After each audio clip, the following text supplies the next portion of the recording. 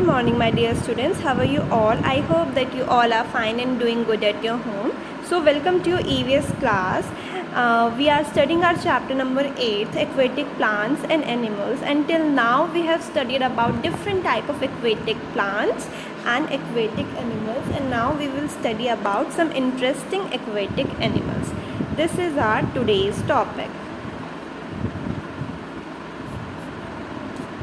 Okay. So we have some interesting aquatic creatures other than plants and animals. Okay, first one is pufferfish. Pufferfish is a fish whose body is covered with spines. As you can see, ये जो हमारी pufferfish है, ये एक type of fish है जिसकी body spines means कांटे, needles like structures,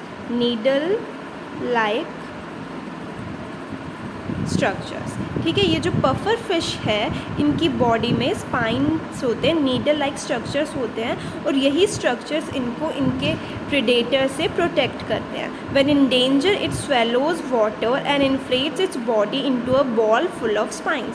सो basically ये क्या होते हैं, आप बलून का केस ले सकते हो. लाइक बलून में जब हम एयर ब्लो करते हैं तो वो फूल जाता है. सिमिलरली जब कुछ डेंजर आता है या फिर इसको खाने के लिए कोई दूसरा ऑर्गेनिज्म आता है तो ये क्या करता है, ये वाटर को इंजेस्ट कर लेता है और अपनी बॉडी को फुला देता है. और जब ये ऐसा करता है तो ये जो नीडल्स हैं ये एक्टिव हो जाते हैं और ये इसको प्रोटेक्शन प्रोवाइड करते हैं. Next we have electric ray. Electric ray is a fish that generates electricity and light in deep sea.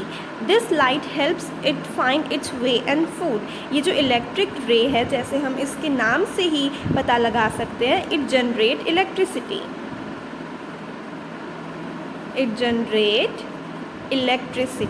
So ये भी हमारी एक टाइप ऑफ फिश है जो कि लाइट प्रोड्यूस करती है और इलेक्ट्रिसिटी प्रोड्यूस करती है. And because of light electric ray is able to see the objects and it also helps them to find its way, that is अपना ये रास्ता ढूंढ पाती है और फूड को भी easily सर्च कर पाती है. Next we have sea horse. Sea horse is not a horse but a fish. हमारी जो सी हॉर्स होती है वो हमारी एक अनदर टाइप ऑफ फिश होती है, बट हम इसको सी हॉर्स क्यों बोलते हैं, क्योंकि इसका जो हेड होता है वो हॉर्स से रिजेंबल करता है. Yes, that's why it is known as sea horse. It is the slowest moving aquatic animal. और अगर हम एक्वेटिक एनिमल्स की बात करें तो उसमें जो सबसे स्लोएस्ट, लाइक जो हमारा टॉर्टॉइज होता है ना, जो कि बहुत स्लो चलता है, वैसे ही जो हमारी सी हॉर्स है वो एक्वेटिक लाइफ की लाइक टॉर्टॉइज है, ये बहुत ही स्लो मूव करती है. Okay, so these three are some interesting aquatic animals which live in the water. Next we have water pollution. What do you mean by pollution? Pollution means to dirty, कुछ किसी चीज़ को dirty करना, right? So water pollution, water को dirty करना है ना, water को गंदा करना is water pollution.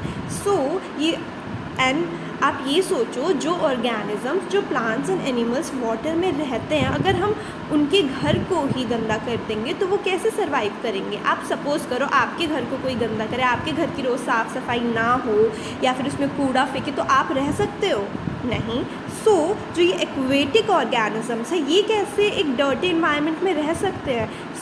इसलिए ये जो डर्टी इन्वायरमेंट और जो वाटर पॉल्यूशन है वो एक थ्रेट है एक्वेटिक लाइफ के लिए. थ्रेट मीन्स खतरा, डेंजर.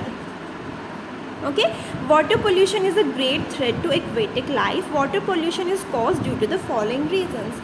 अब ये जो वाटर पोल्यूशन है वो होता कैसे है. Disposal of sewage from cities into the rivers. Okay, so जो हमारा जो हमारे हाउसेस का जो वेस्ट होता है, जो बाथरूम से, जो वॉशरूम से जो सीवेज लाइंस हमारी अटैच्ड हैं, वो कहाँ पे जाके डिस्चार्ज हो जाती हैं, रिवर्स में. तो वो जो वेस्ट है, ये सीवेज जो हमारा वेस्ट है वो डायरेक्ट कहाँ डिस्पोज हो रहा है, रिवर्स में, और उन वेस्ट की वजह से वाटर डर्टी हो रहा है. Next is disposal of harmful waste from industries into the reverse.